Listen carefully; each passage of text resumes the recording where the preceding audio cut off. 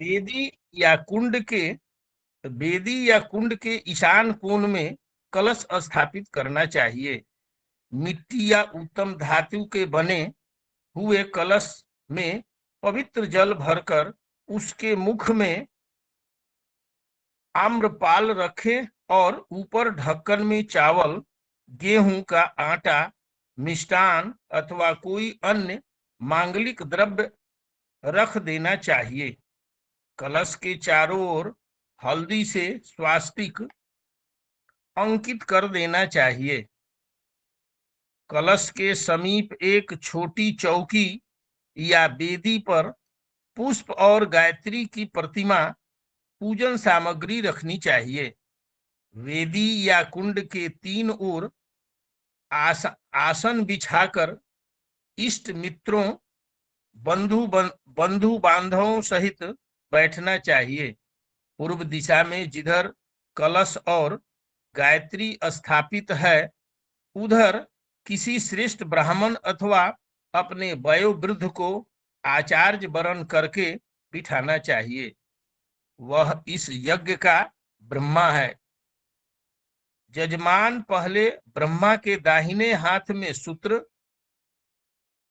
बाएं बांधे, रोली या चंदन से उनका तिलक करें, चरण स्पर्श करें। तदुपरांत ब्रह्मा उपस्थित सब लोगों को क्रमशः अपने पास बुलाकर उनके दाहिने हाथ में कलावा बांधे, मस्तक पर रोली का तिलक करें और उनके ऊपर अक्षत छिड़क कर आशीर्वाद के मंगल वचन बोलें। जजमान को पश्चिम में बैठना चाहिए, उसका मुख पूरब को रहे। हवन सामग्री और घृत अधिक हो तो उसे कई पात्रों में विभाजित करके कई व्यक्ति हवन करने बैठ सकते हैं। सामग्री थोड़ी हो तो जजमान हवन सामग्री अपने पास रखे और उनकी पत्नी घृत पात्र सामने रखकर चम्मच संभालें। पत्नी न हो तो भाई या मित्र घृत पात्र लेकर बैठ सकता है। समिधाएं 7 प्रकार की होती हैं। यह सब प्रकार की न मिल सके तो जितने प्रकार की मिल सके उतने प्रकार की ही लेनी चाहिए। हवन सामग्री त्रिगुणात्मक साधना में आगे दी हुई है।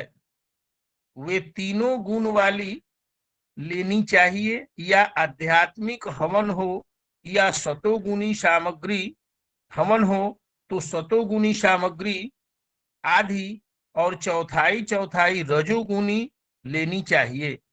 यदि किसी भौतिक कामना के लिए हवन किया गया हो तो रजोगुनी आधी और सतोगुनी और तमोगुनी चौथाई चौथाई लेनी चाहिए। सामग्री भली प्रकार साफ कर धूप में सुखाकर जौ कूट कर लेना चाहिए। सामग्रियों में किसी वस्तु के न मिलने पर या कम मिलने पर उसका भाग उसी गुण वाली दूसरी औषधि को मिलाकर पूरा किया जा सकता है। उपस्थित लोगों में जो हवन की विधि में सम्मिलित हों वे स्नान किए हुए हों। जो लोग दर्शक हों वे थोड़ा हटकर बैठे। दोनों के बीच थोड़ा फासला रहना चाहिए। हवन आरंभ करते हुए जजमान ब्रह्म संध्या के आरंभ में प्रयोग होने वाले पंचकोशों आचमन, शिखाबंधन, प्राणायाम, अधमघर्षण तथा न्यास की क्रियाएं करें। तत्पश्चात वेदी या कुंड पर समिधाएं चिनकर कपूर की सहायता से गायत्री मंत्र के उच्चारण सहित अग्नि पर ज्वलित करें। सब लोग साथ साथ मंत्र बोलें और अंत में स्वाहा के साथ घृत तथा सामग्री वाले उनका हवन करें। आकृति आहुति के अंत में चम्मच में से बचे हुए घृत की एक एक बूंद पास में रखे हुए जलपात्र में टपकाते जाना चाहिए। और यदि शक्ति गायत्री इदमम आदि शक्ति गायत्री इदमम का उच्चारण करना चाहिए। हवन में साथ साथ बोलते हुए मधुर स्वर से मंत्रोच्चारण करना उत्तम है। उदात, अनुदात और स्वरित स्वरित के अनुसार होने न होने को इस सामूहिक सम्मेलन में शास्त्रकारों ने छूट दी हुई है। आहुतियां कम से कम 108 होनी चाहिए।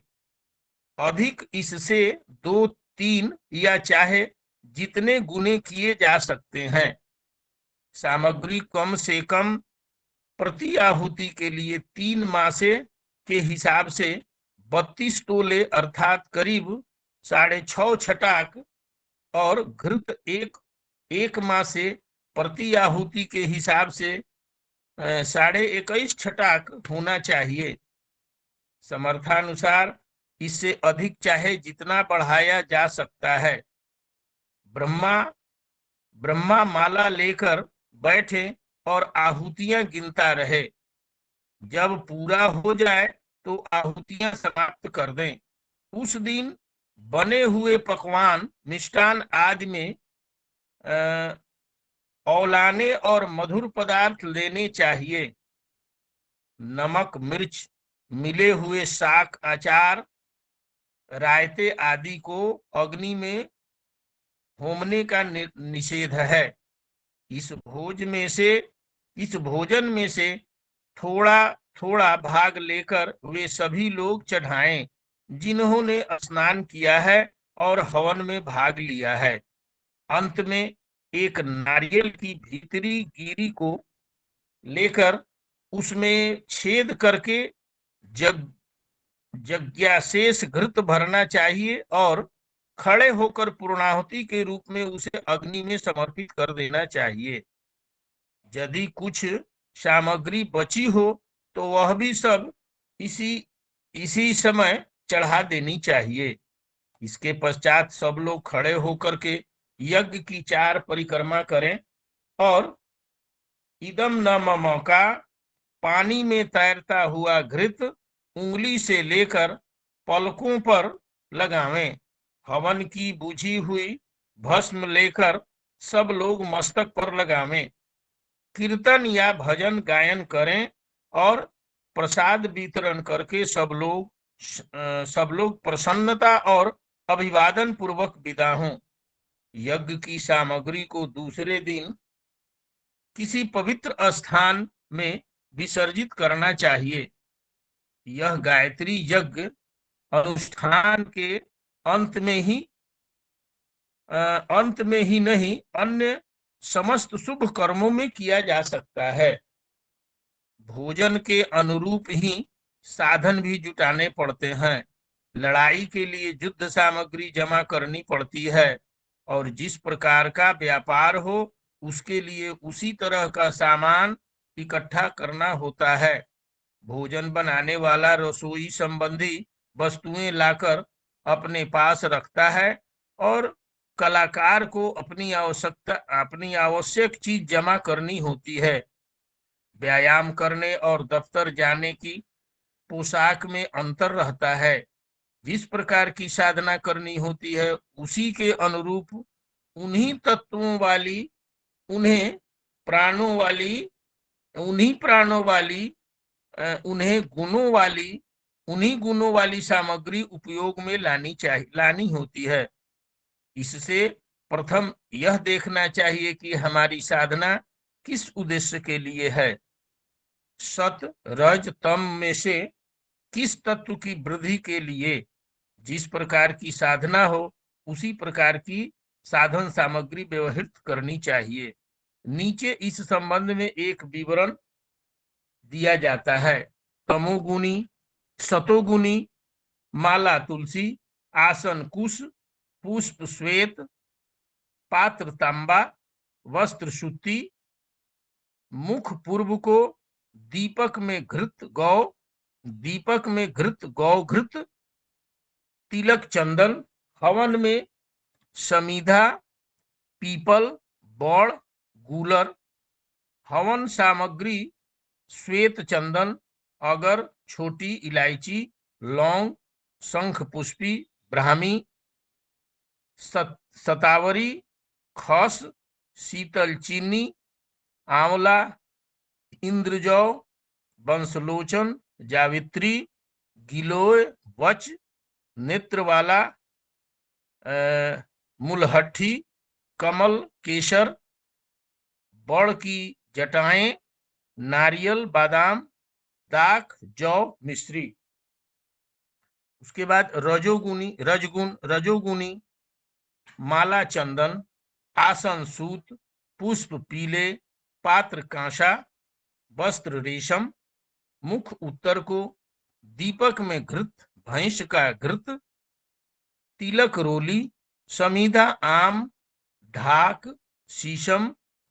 हवन सामग्री देवदारू, बड़ी इलायची, केसर, छार, छबीला, पुनरवा, जीवंती, कचूर, तालीस, पत्र, रासना, नागर मोथा, उन्नाव, ताल मखाना, मोचरस, सौंफ, चित्रक, दालचीनी, पदमाख, छुहारा, किशमिश, चावल, खाड़।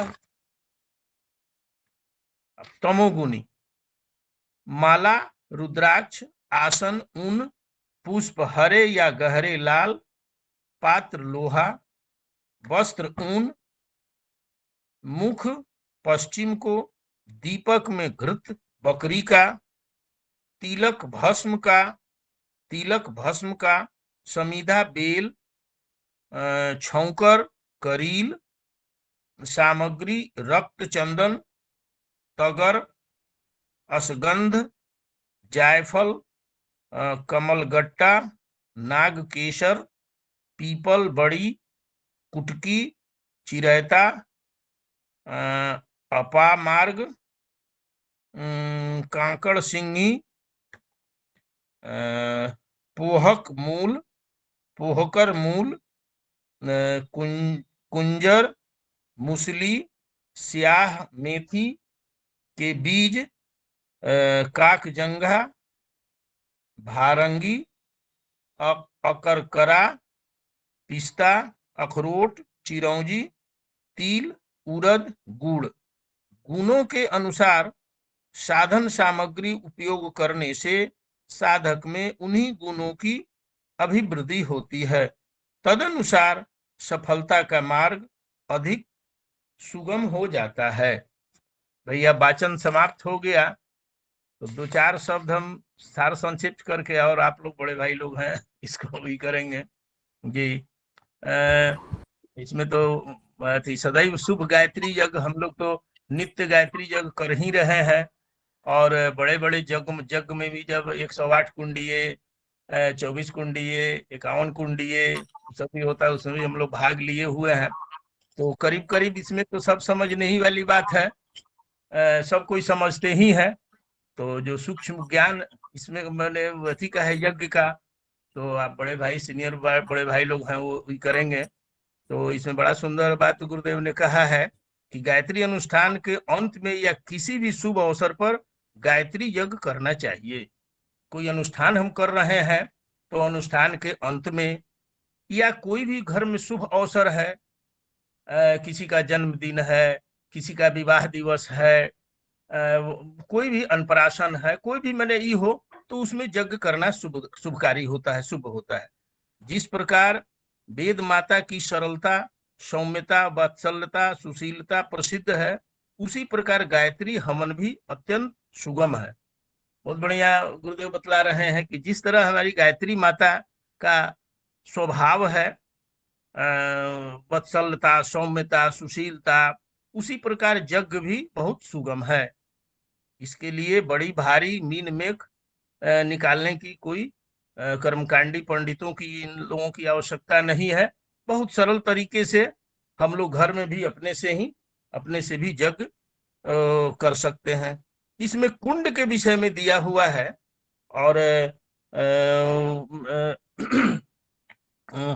तो कुंड के विषय में यहाँ दिया हुआ है कि कुंड जब हम लोग बनावे तो मैंने 24 उंगली, 4 उंगली की, इसमें 24 उंगली का लंबाई चौड़ाई और गहराई भी उतनी ही हो। और जग कुंड को इस तरह से ही किया जाए कि उसका पेंदी वाला हिस्सा जो है वो 6 मैंने उंगली का रह जाए, ऐसी।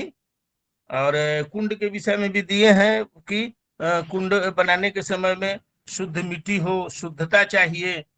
तो इन्हीं सभी चीजों का वर्णन है। तो यही कह करके मैं अपनी वाणी को विराम देता हूँ। बहुत भैया लोग हैं, सब कोई अपनी अपनी बात रखेंगे।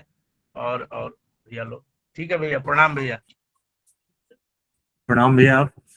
बहुत ही भावपूर्ण आपका वाचन रहता है भैया, और ये आपकी साधना जो है उसका स्तर भी इसी में परिलक्षित होता है कि कितने समर्पित होकर आप अपने भावों के साथ हम सबके लिए अनुकरणीय है।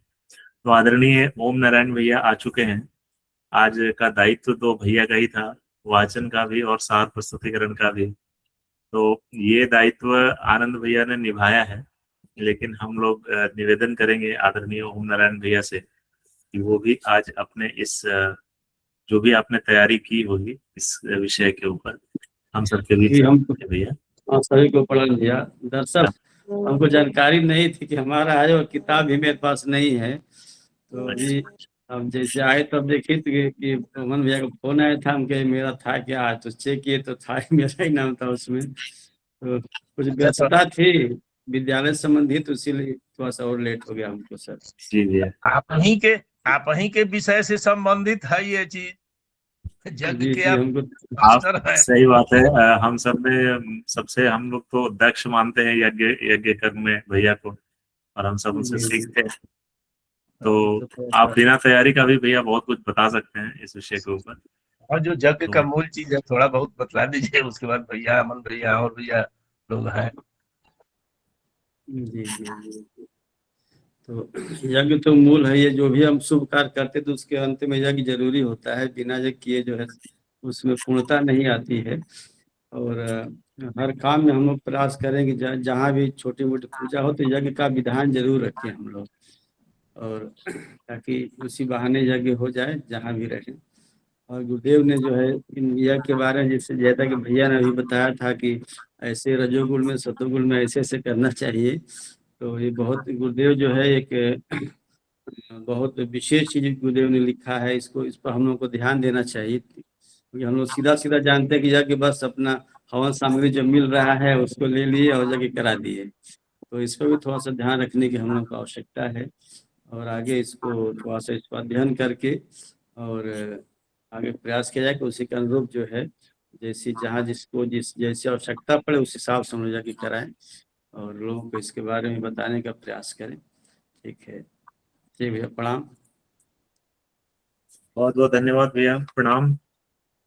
तो आज का विषय ऐसा विषय है, बड़ा ही रोचक है। पहली बात कि जो काम हम प्रतिदिन अपने साधनाओं में कर रहे हैं उस पर गुरुदेव ने बहुत सारी चीजों का भ्रम भी आज हम लोगों का तोड़ा है, और बहुत सारी ऐसी बातें बताई हैं कि जिन पहलुओं को शायद हम लोग नहीं अभी तक जानते थे, या उतनी गहराई से हम लोग इन चीजों जो कर रहे हैं उसका अर्थ क्या है या उसका उद्देश्य क्या है उसको हम लोग नहीं जानकारी है। तो ये बड़ा ही बढ़िया विषय है। और मेरा एक व्यक्तिगत प्रश्न है, अमन भैया से ही रहेगा। भैया, यहाँ पर 3 उद्देश्यों को लेकर के अलग अलग हवन सामग्री आदि जो व्यवस्थाएं गुरुदेव ने बताई हैं, तो सतोगुणी, रजोगुणी और तमोगुणी। भैया, सतोगुणी और रजोगुणी तो हमें समझ में आता है, बट कोई व्यक्ति तमोगुणी उद्देश्य से हवन क्यों करेगा, और वो करने का मतलब वो किस प्रकार की उपलब्धि हासिल होगी तमोगुणी हवन करने से, उसका उद्देश्य क्या होगा साधक, और हमें क्या इसमें जो हम प्रतिदिन कर रहे हैं, जैसे एक चीज है भैया कि जो दिशाएं लिखी हैं इसमें कि आपको सतोगुणी हवन करना है तो आपको पूर्व दिशा में मुख करना है, तमोगुणी करना है तो पश्चिम दिशा में मुख करना है। जी। सबके घर की स्थिति अलग अलग है। जहाँ पर पूजा का कक्ष है वहाँ की जो बनावट है शायद बहुतों के घर में पूर्व दिशा की ओर ना हो, पश्चिम की ओर हो। और उस व्यवस्था में अगर वो प्रतिदिन हवन कर रहे हैं पश्चिम की ओर मुख करके, तो क्या उसका जो असर है वो तमोगुणी होगा। तो ये कुछ कुछ मेरे मन में आया भैया। तो मैं आपसे इस विषय में थोड़ा स्पष्टीकरण या मार्गदर्शन चाहता हूँ। जी अमन भैया। यही भाव मेरे मन में भी, यही प्रश्न आया था कि ये तीनों चीजों पर भैया थोड़ा सा स्पष्ट रूप से। जी भैया देखिए, बहुत बहुत आभार आनंद जी भाई साहब को। और हमारी व्यवस्था में थोड़ी ये खामी है।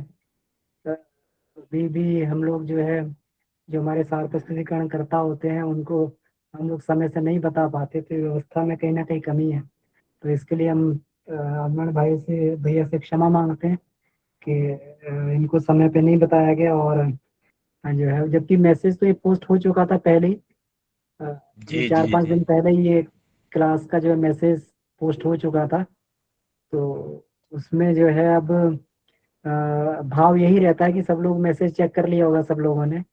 तो थोड़ा सा जी जी। मेरा निवेदन है, जितने भी सार प्रस्तुतिकरण करता है तो थोड़ा सा ग्रुप में थोड़ा सा एक्टिव अगर रहें और देखें कि क्या ग्रुप में पोस्ट हो रहा है, क्योंकि हम लोगों ने बड़ा लिमिटेड करके रखा है ग्रुप को।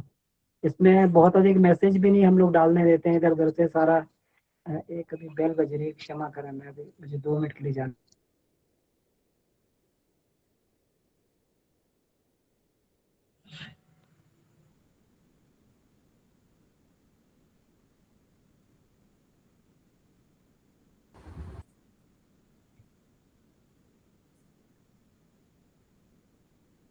तो जब तक अमन भैया वापस आते हैं, मेरा निवेदन रहेगा, जो भी हमारे साधक भाई बहन यहाँ पर जुड़े हुए हैं, आप लोग भी अपने अगर कुछ ऐसे प्रश्न है या समाधान चाहते हैं या किसी प्रकार की बात है तो उसको रखेंगे बिल्कुल व्यवस्थात्मक तरीके से, हैंड रेस करते हुए। जी प्रणाम प्रहलाद भैया। जी भाई साहब प्रणाम। प्रणाम अच्छा, प्रणाम। अमन भाई साहब की बात सुन लें, फिर उसके बाद थोड़ी बात। जी जी जी। जी जी। तो यही है, तो मैं यही निवेदन कर रहा था कि जितने लोग हम लोग ग्रुप में एक्टिव हैं या सार प्रस्तुतिकरण करते हैं, एक्टिव टीम मेंबर है, तो कम से कम ग्रुप के सारे मैसेज जरूर चेक करें। 3-4 मैसेज ही मुश्किल से आते हैं, 4-5 मैसेज, उसको देख लें। कोई लिस्ट आई हुई है कार्यक्रम की, प्रयास यही रहता है कि मतलब पहले से ही जो भी सार प्रस्तुतिकरण जिनके हैं दायित्व है उनको पोस्ट कर दिया जाए। ये लिस्ट भी जो है 4-5 दिन पहले पोस्ट हो गई थी। तो इसलिए निवेदन है कि सभी लोग थोड़ा थोड़ा सहयोग देंगे तो फिर ये कार्य व्यवस्थित रूप से चलेगा, है ना। नहीं तो हम लोग सब किसी न किसी कार्यों में व्यस्त हैं, तो कभी कभी इंडिविजुअली नहीं फोन हो पाता है, नहीं बता पाते हैं, नहीं ये चीजें रहती हैं। तो सब लोग अपना अगर दायित्व जिम्मेवारी निभा के चलेंगे और सतर्क रहेंगे, थोड़ा सा सावधान रहेंगे, तो फिर जो है इस तरीके की चीजें नहीं होंगी, ये कम्युनिकेशन गैप नहीं आएगा कि क्लास है और सार प्रस्तुतिकरण जिनका उनको मालूम भी नहीं है। तो इसलिए जो है इस चीज को हम लोग थोड़ा सा ये करके चलें। तो विषय पे आते हैं, फिर भी हम लोग इस व्यवस्था को और थोड़ा सा सुचारू रूप से चलाने की कोशिश करेंगे, प्रयास करेंगे कि पहले से ही बता दिया जाए और इन्फॉर्म कर ये किया जाए। और तो हम लोग देखिए, भैया अपना भी मैंने दायित्व समझे, अपनी अपना भी दायित्व बनता है कि जी जी भैया जी। मैं चेक हमेशा करता रहता हूँ। तो अभी यही 2-3 दिन थोड़ा सा कल डीएलएड का एग्जाम है और उसी की तैयारी में थोड़ा सा डिस्टर्ब थे, तो हाँ, उसी में जो कोई एकदम बात में नहीं नहीं भैया, देख पाए। ओमनारायण भैया। जी। देखिए ओमनारायण भैया की तत्परता जबरदस्त स्तर की है ना। इनकी नियमितता और ये सब बहुत जबरदस्त है, सारा चीज जो है बहुत, भैया का पक्ष बहुत मजबूत है। तो इसलिए, लेकिन फिर भी बीच में कभी गैप रह जाता तो उस गैप को हम लोग सिस्टम के द्वारा फिल करने की कोशिश करते हैं कि हम लोग पहले से याद दिला दें या फोन कर दें, ये कर दें। तो ये नहीं हो पाया, तो सिस्टम की खामी है कहीं ना कहीं, अभी इसमें और नहीं नहीं, सुधार थोड़ा की सा आवश्यकता है। हम तो हमारी हम लोग व्यस्तता के ये चक्कर में जो बात है ऐसा करेंगे। हुआ। जी जी जी जी, कोई दिक्कत नहीं है।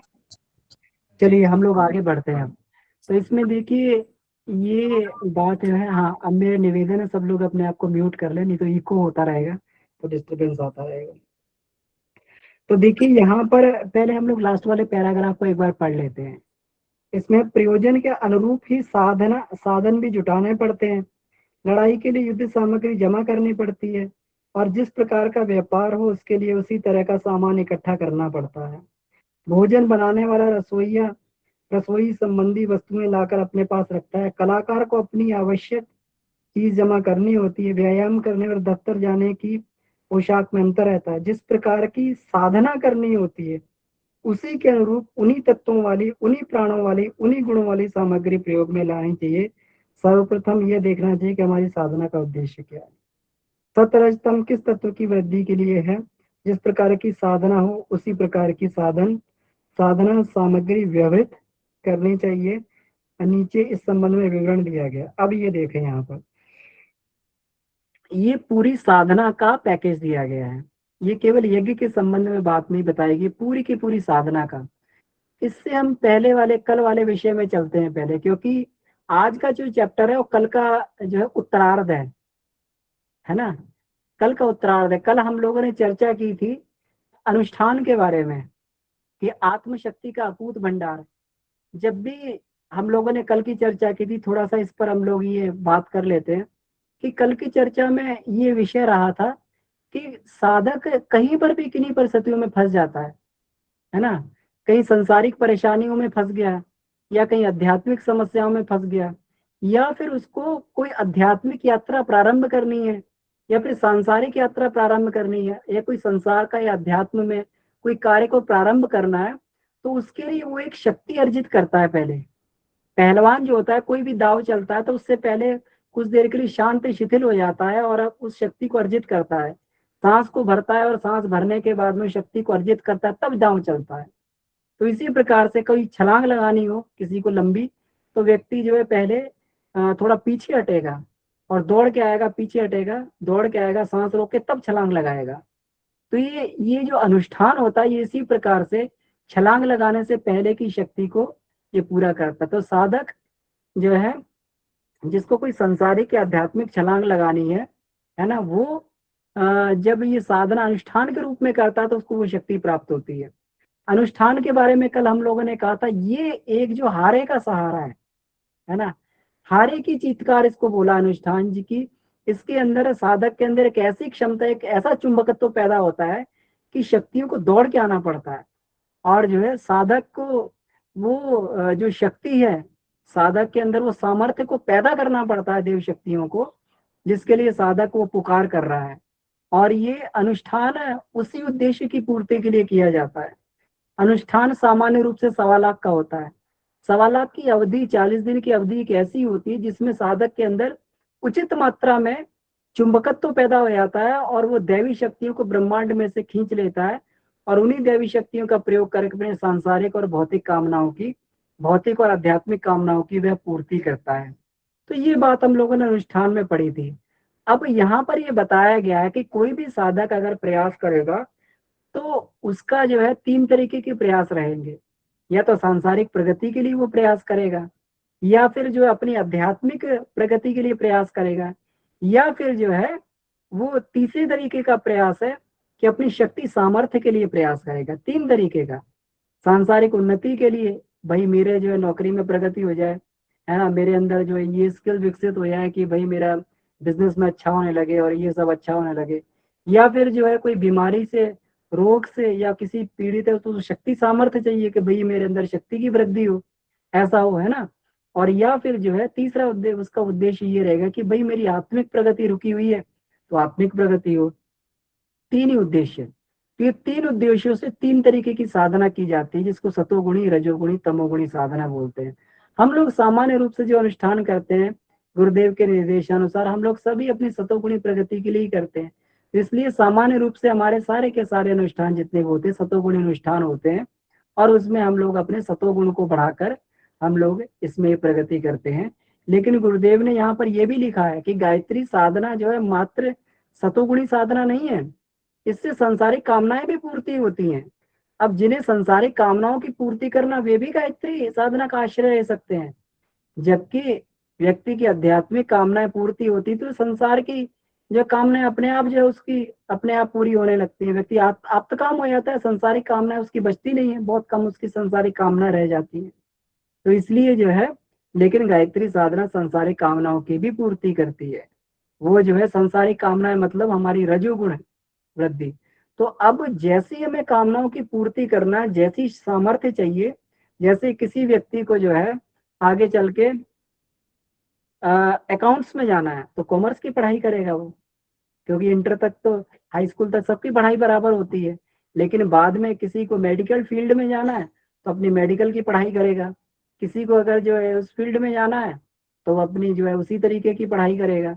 किसी को जो है अपनी इसमें इंजीनियरिंग फील्ड में जाना है तो उस तरीके की पढ़ाई करेगा। किसी को अपनी जो है इसमें ये जाना, आर्ट्स वाली फील्ड में जाना है तो आर्ट्स वाली पढ़ाई करेगा। किसी को क्लर्क बनना है या वो बनना है तो अपनी आर्ट साइड की पढ़ाई करेगा। तो उसी तरीके की जिस तरीके की ये पढ़ाई करने वाली बात कही गई है। मुझे बार बार जो है थोड़ा सा जाना पड़ रहा है।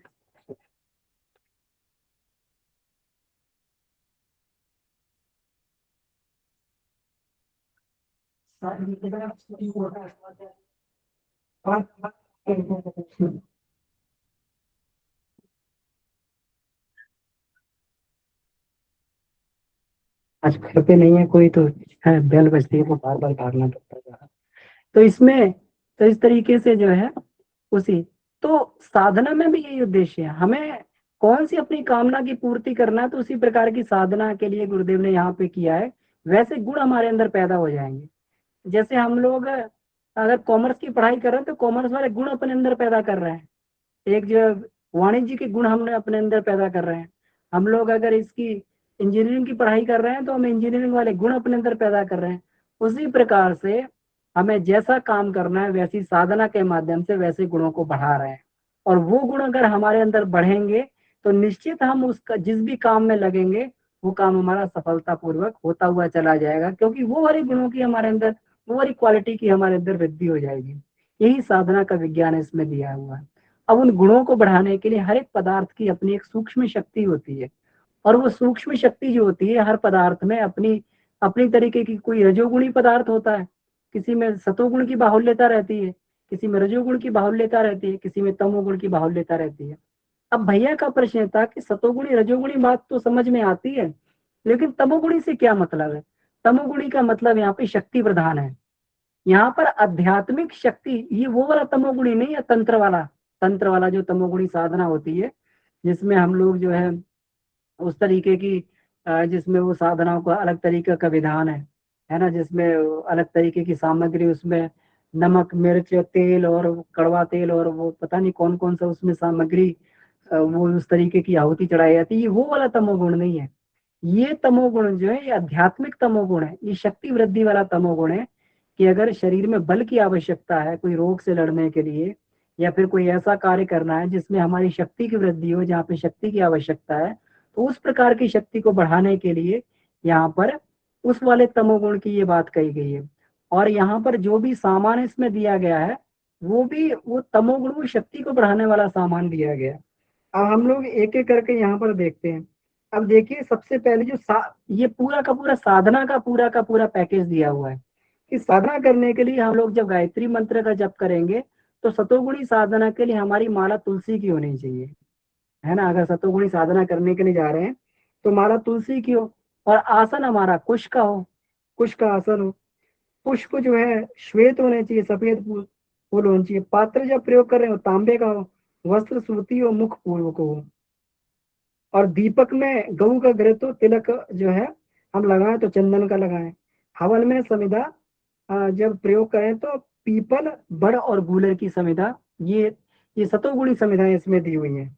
और बाकी हवन सामग्री में जो है ये सामग्री जितनी भी दी हुई है ये सारी के सारी सतोगुणों को पैदा करती है। जब भी जल के अग्नि में डिफ्यूज होती है उसके अंदर से जो है ये निकलती है, गैस निकलती है, वाष्प बनते हैं, ये सारे हमारे अंदर सतोगुणी तत्वों की वृद्धि करते हैं।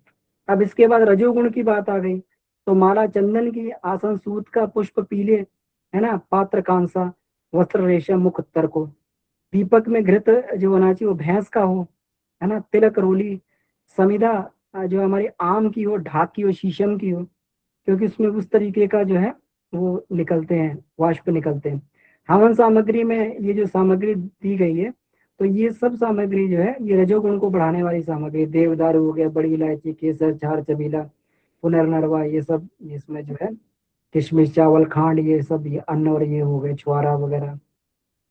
अब तमोगुण में देखिए, माला रुद्राक्ष की हो और आसन ऊन का हो, तो माला रुद्राक्ष की माला से जप करने, इसीलिए रुद्राक्ष की माला में, सतोगुणी साधना में रुद्राक्ष की माला को मना किया जाता है।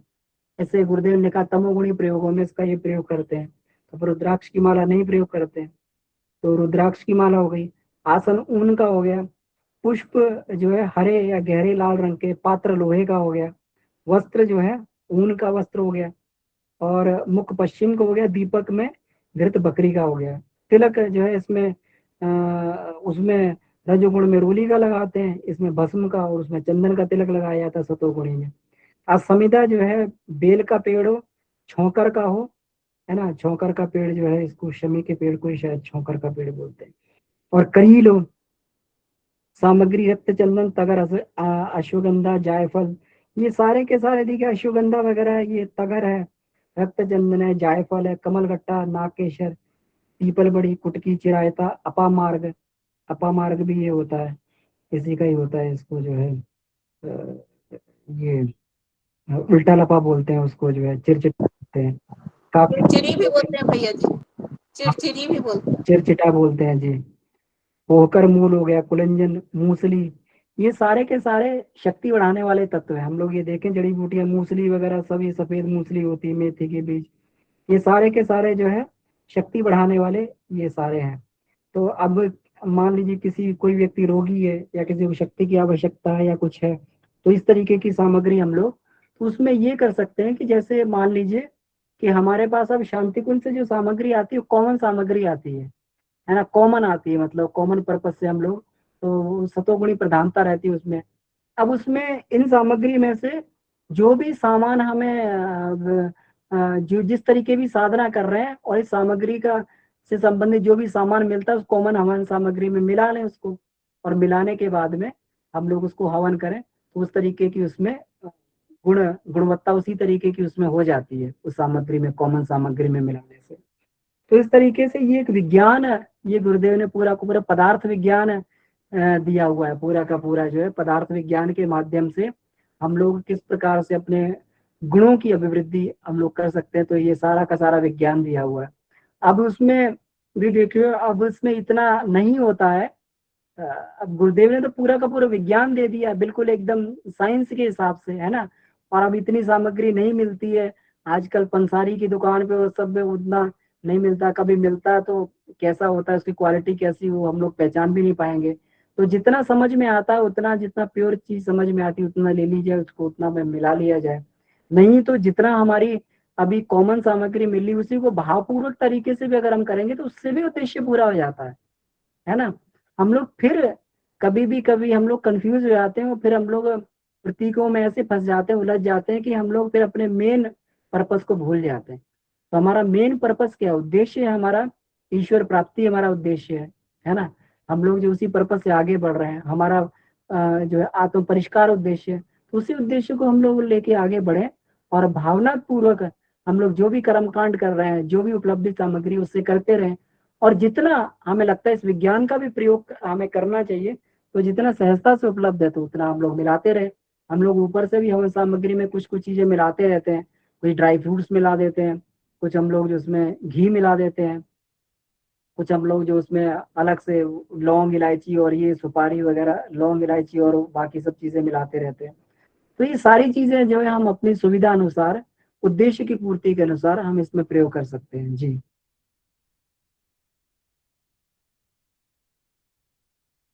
जी भैया, हमें लग रहा है कि कुछ कहीं पे जो है। जी भैया, बहुत बहुत धन्यवाद, बहुत विस्तार से आपने इन चीजों को बताया। आदरणीय प्रहलाद जी भाई साहब कुछ विषय रखना चाह रहे थे, तो निवेदन है भैया आप अपनी बात पहले रखें। जी भाई साहब, आप सबों को मेरा सादर प्रणाम। प्रणाम भैया। एक प्रश्न था, इसमें एक जगह लिखा हुआ है, नहीं समझ में आया। उदात्त अनुदात्त और स्वरित के अनुसार होने न होने को इस सामूहिक सम्मेलन में शास्त्रकारों ने छूट दी हुई है। ये उदात्त अनुदात्त और स्वरित, ये चीज क्या है, इसका बताएंगे। और कृपया एक चीज, ये हमारे बिहार वाले ज्यादा समझेंगे। हमारे यहाँ एक प्रथा भी चली हुई है, ये 5-6 साल से, कि शादी विवाह के अवसर पर, शादी के पहले ये हनुमान आराधना, वो 4-5 घंटे का होता है, सुंदरकांड का पाठ पाठ करते हैं, भजन गीत गाते हैं, पैसे लेते जाते हैं। तो शादी के पहले ये मस्ट हो गया, चाहे किसी भी कास्ट के हों, शहर में हो देहात में हो। और उसके बाद अष्टजाम, अष्टजाम होता है कि 24 घंटे का मिनिमम होता है राम धुन, वो गाते हैं, वो भी पैकेज पर आते हैं, 10-20 हज़ार रुपये लेते हैं, गाते हैं। तीसरा होता है लखराव बोलते हैं हम लोग, कुछ जगह लखौरी भी बोलते हैं उसको। वो मिट्टी के शिवजी बनाते हैं और उस पर पूजा वगैरह करने के बाद जल ढारते हैं लोग। तो ये 3-4 चीजें होती है, शुभ शादी के पहले ये लोग कराते हैं। लेकिन अपने गायत्री परिवार के लोग में कुछ देखते हैं कि शादी के पहले ये जप और ये हवन कराते हैं। तो ये बहुत अच्छी परंपरा है, हम लोग अपनाए। गुरुदेव ने शुरू में ही लिखा है कि इस शुभ कार्य के आरंभ करने के पहले इसको किया जाए। तो एक चीज है। अब प्रश्न हमारा था एक छोटा सा, उसको कृपया बताएं। धन्यवाद।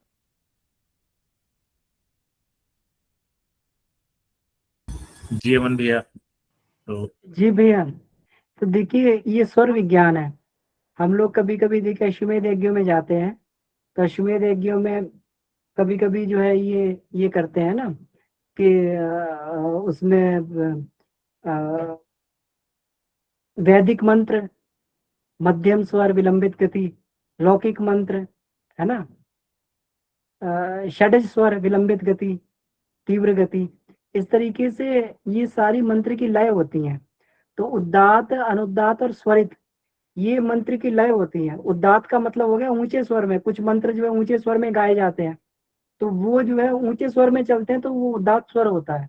कुछ मंत्र जो है नीचे स्वर में गाए जाते हैं, है ना, तो वो अनुदात्त स्वर होता है। कुछ मिक्स में गाए जाते हैं, तो उनको स्वरित स्वर बोलते हैं। तो इस प्रकार से अब इसमें ये कहा गया है कि जो इस तरीके से वो हो, तो वहां पर इनकी स्वरों की छूट रहती है। गुरुदेव ने ये कहा है ना। अब हम लोग तो समझते नहीं है। अब जो स्वरों का ज्ञाता होगा वो समझेगा ना कौन सा ऊंचे स्वर में चलना है, कौन सा नीचे स्वर में। अब जिसको स्वर विज्ञान की समझ होगी। अब इसमें भी सप्तक आते हैं, हारमोनियम में 3 तरीके के सप्तक आते हैं।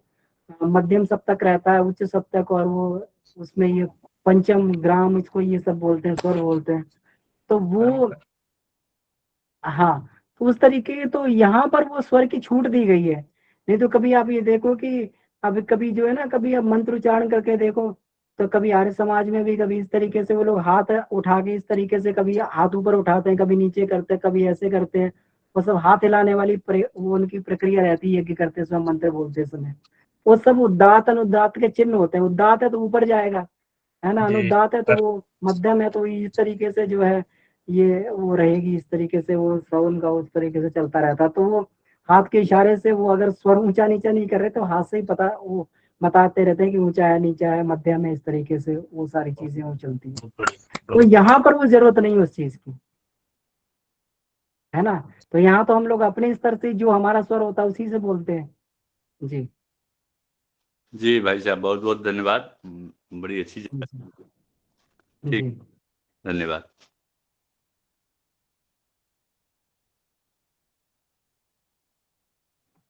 जी। रघुराज भाई साहब का हैंड रेज है, कुछ कहना हाँ, चाह रहे हैं? कई भैया लोगों का हैंड रेज है। जी भाई साहब, आप सभी को प्रणाम। मेरे 2-3 छोटे छोटे प्रश्न हैं। एक तो कुंड, हवन कुंड की जो साइज बताई है गुरुदेव ने, 24-24 अंगुल की। तो जैसे कि हम लोग दैनिक हवन जो करते हैं और वो शांति कुंड से लाए हुए छोटे से हवन कुंड में करते हैं, तो उसमें तो वो मेजरमेंट रह नहीं जाता। तो वो सही है या नहीं है? दूसरा, जैसे इसमें पृष्ठ 93 पे लिखा है, यदि कुछ सामग्री बची हो तो वह भी सब इसी समय चढ़ा देनी चाहिए लास्ट में। तो क्या पूरी सामग्री उसमें उड़ेल देना उतना ही लेके हमें बैठना चाहिए क्या, जितना कि उस समय उपयोग हो? क्योंकि अभी तो हम बड़े डब्बे में रखते हैं और उसी में से करते रहते हैं, वन 2-3 दिन चल जाती है, बल्कि 4-5 दिन चल जाती है। और घी भी इसी तरह से एक कटोरी में रखते हैं, 3 दिन या 4 दिन वो चलता है। चम्मच से ही हम वसुधारा भी करते हैं, तो पूरा घी उसमें उड़ेलना है लास्ट में क्या, बची हुई सारी सामग्री उड़ेलनी है क्या? ये थोड़ा सा कंफ्यूजिंग लग रहा है। और एक और चीज है, जैसे हम गायत्री मंत्र की आहुति देते हैं तो स्वाहा के बाद इदम गायत्र्यै इदम नामम, गायत्र्यै, तो ये गायत्री ना बोल के बहुत सारे लोग इदम गायत्री इदम नामम बोलते हैं, वो सही है क्या? बस ये 3 प्रश्न है भैया।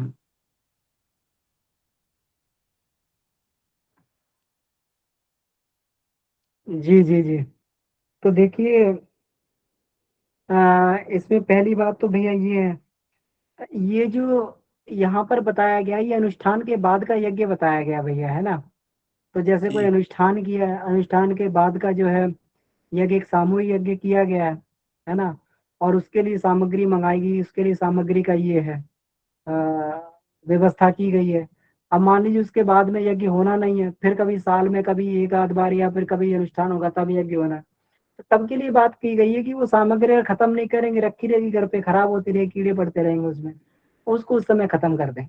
लेकिन दैनिक हम लोग कर रहे हैं, तो अब शांति कुंज में भी आप देखें कि बाद में प्लेटों में और उस समय सामग्री बच जाती है, और जो चीजें बच जाती है वापस उसी में रख देते हैं, वो जो कल के लिए फिर आगे प्रयुक्त हो जाती है। तो हम लोग भी तो इसी तरीके से करते हैं, है ना। जो सामान बचता है हम लोग अपना उसी तरीके से जो है फिर उसको आगे प्रयुक्त कर लेते हैं, क्योंकि हमें तो रोज ही करना है।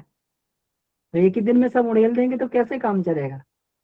जी तो इसलिए जो है हम लोग तो रोज ही करना है ना, वो तो गुरुदेव ने उस तरीके से दिया। कभी कोई साल 6 महीने में कभी किसी ने अनुष्ठान किया, है ना, तो वो साल 6 महीने या 2 साल में कभी अनुष्ठान किया, तो उसके लिए अब वो बची बची सामग्री का क्या होगा, तो वो जितनी बची है सब डाल दो उसमें।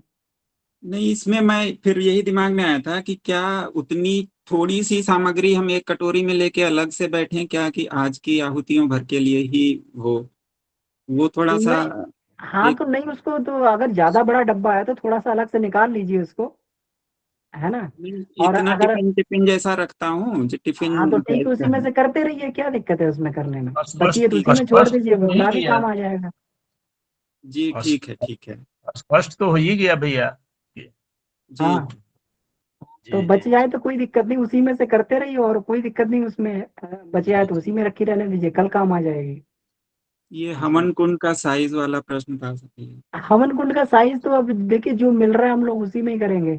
नहीं, अब बड़ा ये भी यूज तो, कर सकते ये हैं, तो पर बड़ा देखिए, वाला यूज नहीं करते हम। दैनिक वाले में छोटा हवन कुंड यूज अब करते ये हैं। वेदी खोदने की बात है भैया। अगर आप खोद रहे हैं वेदी तो उस बात का ध्यान कर लें कि शुरू समय में जो है मुंह उसका 24 अंगल का हो, और नीचे खोदते खोदते जो है 6 अंगुल रह जाए, है ना। का अब ये पहले से ही बन के आ रहा है, शांति कुंज से बन के आ रहा है, या फिर और कहीं से बन के आ रहा है, तो उसमें हम लोग क्या करेंगे, वो जो साइज का बना उसी साइज के हिसाब से किया जाए फिर।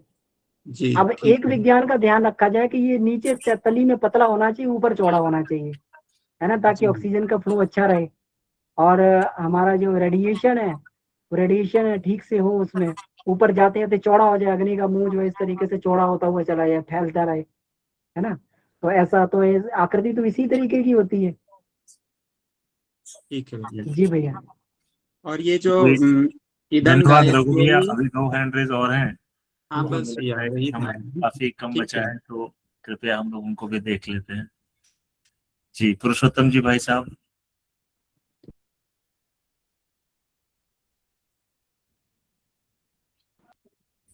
जी भाई साहब प्रणाम। प्रणाम भैया, मेरा भी एक सवाल है। वो बोले कि बगल में नाली निकालना, वो क्या है? जी, मेरा निवेदन है, एक एक करके हैंड रेस करके हम लोग जो है जी तो चलेंगे तो फिर। पुरुषोत्तम जी भाई साहब, जी बताएं। जी भैया प्रणाम, सब साधुओं को प्रणाम। प्रणाम भैया। एक तो ये जो कुंड खोद करके जो ये वेदी दोनों का जो गुरु जी ने इसमें लिखा है, तो वेदी तो हम लोग जैसे ऊपर बनाते हैं या जमीन के ऊपर बनती है उसको वेदी बोलते हैं, जो कुंड खोद कर बनाते हैं उसको कुंड बोला जाता है। तो निष्काम बुद्धि से जो हम आत्म कल्याण के लिए जो यज्ञ करें, तो हम लोग तो निष्काम भाव से ही करते हैं। तो ये जो ओरिजिनल समय लिखा हुआ शायद अब तो कोई संभव नहीं रहा है हर जगह कोई कुंड खोद करके निष्काम भाव से यज्ञ करना। तो ये उस परिस्थिति के हिसाब से शायद लिखा होगा, लेकिन अब ये संभव नहीं रहा है। दूसरा एक और इसमें मेरे को ये लगा था कि जैसे इसमें जो पंच कर्मों की बात कही गई गुरु जी ने लिखा है, तो इसमें अगमर्षण की बात लिखी है। तो हम लोग जब प्राणायाम करते हैं तो वो अगमर्षण में आ जाता है, क्योंकि अभी इससे पहले शायद गोकुल भैया ने जो वो बताया था ऋग्वेद का कोई उदाहरण दिया था उसमें कि भाई हम जब प्राणायाम करते हैं तो सांस खींचते हैं तो सद्भाव का जागृत करना और दुर्भाव का छोड़ना एक प्राणायाम हो गया। दूसरा में सद्ज्ञान को खींचना और दूषित ज्ञान को छोड़ना। फिर सदप्राण को खींचना और दूषित प्राण को छोड़ना। ये 3 प्राणायाम करके उस अगमर्षण का हम क्रिया को करते हैं, तो ये अगमर्षण का एक हो गया। और तीसरा भी एक भैया ने पूछा था कि ये गायत्री और गायत्री क्यों बोला जाता है। तो गायत्री इसलिए बोला जाता है कि गायत्री का जो संस्कृत शब्द है और चतुर्थी विभक्ति में आता है, स्त्रीलिंग शब्द है गायत्री। तो गायत्री शब्द का स्त्रीलिंग गायत्री बनता है, तब गायत्री के लिए इदम नमः ये मेरा नहीं है, ऐसा भाव उसके पीछे। जी भैया प्रणाम। जी। तो अमन भैया इस पे कुछ बात रखना चाहेंगे आप? भैया ने जो बात की। नहीं, भैया ने बिल्कुल सही बोला है। तो गायत्री जो है वो चतुर्थी विभक्ति, ये ओम नारायण भैया और इसको स्पष्ट कर देंगे। तो ये क्योंकि गायत्री को समर्पित कर रहे हैं, तो ये बिल्कुल शब्द रूप विभक्ति के ही कारण जो है गायत्री ही हम लोग बोलते हैं। जी भैया। जी जी। आदरणीय मनीषा दीदी, आप अपनी बात रखें दीदी, अनम्यूट करें। जी भैया, मैं ये कहना चाह रही थी कि जो संविधा के बारे में बात है, तो संविधा भी कॉमन आने लगी है, पता ही नहीं चलता कि ये यदि हम स्पेशल मांगे भी तो उन्हें पता ही नहीं होगा, तो दुकानदार को नहीं पता। और पहले तो संविधा फिर भी खुली आती थी, उसमें पहचान हो जाती थी कि यहाँ की किसी की। अब दीदी आपकी बात कट रही है कुछ, जी भैया। मुझे ऐसा लग रहा है। नहीं क्लियर भैया। हेलो, बोलिए दीदी फिर से एक बार। नहीं आ रही नेटवर्क इश्यू है।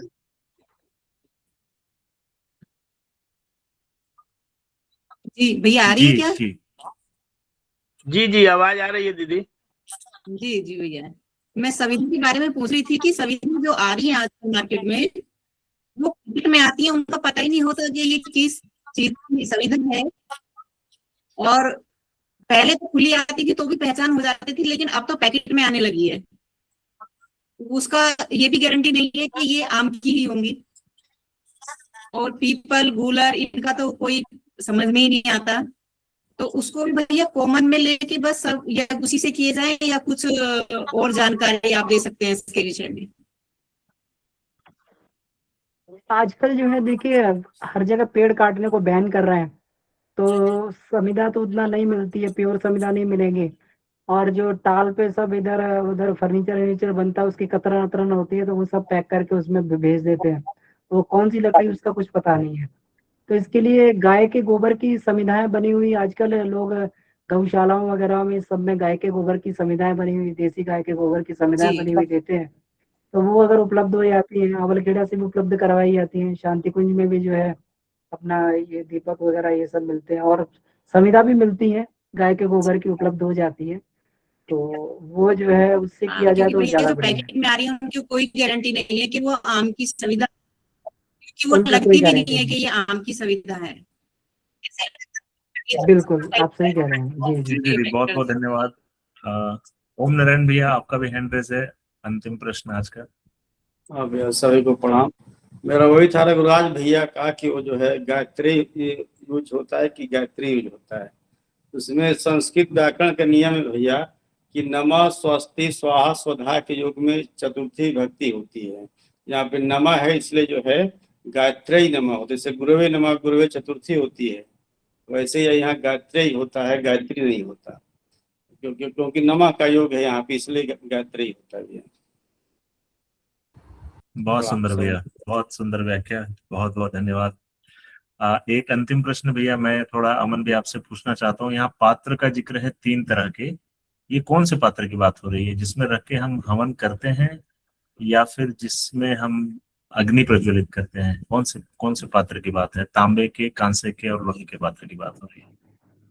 नहीं, यहाँ पर जो जो पात्र की बात हो रही, जो पात्र इसमें पूजा में प्रयोग किए जाते हैं, है ना। पात्र में आचमनी पंचपात्र आप प्रयोग कर रहे हैं, आप उसमें प्लेट प्रयोग कर रहे हैं, वो सब पात्र जितने भी पूजा में प्रयोग किए जाएंगे उसके लिए बात हुई है भैया यहाँ पे। जी बहुत बहुत धन्यवाद। अभी 2 हैंड रेज और हैं, लेकिन हम लोग समय का अतिक्रमण नहीं करेंगे। ये जो चैप्टर है ये कल भी कंटिन्यू है। मतलब इसका जो नवरात्रि की साधनाएं हैं, तो ये 2 प्रश्न हम क्षमा प्रार्थी हैं दोनों भैया लोग से, मनोज भैया से और सोमेश्वर भैया से, कि इसको हम लोग कर लेंगे। तो आइए, बहुत सुंदर वाचन और साथ प्रस्तुतिकरण का प्रयास आनंद भैया ने जो किया भावपूर्ण, उसके लिए बहुत बहुत धन्यवाद। और ओम नारायण भैया, आपने भी हमारी मदद की। आदरणीय अमन भैया, सभी विषयों पर अपनी बात बेबाकी से रखते हुए, और सभी सम्मिलित साधकों को आज की कक्षा में जिन्होंने समय दिया, आप सभी का हृदय से आभार।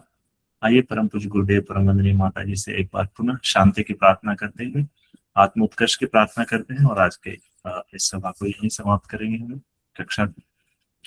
ओम शांति शांति शांति। समाप्त। सभी भैया प्रणाम। बहन शुभ रात्रि। दीदी लोग को प्रणाम।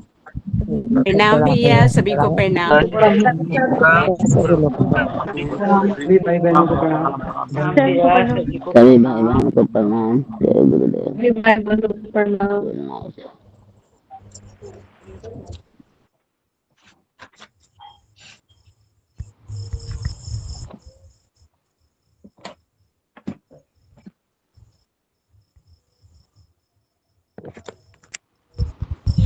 सभी को प्रणाम।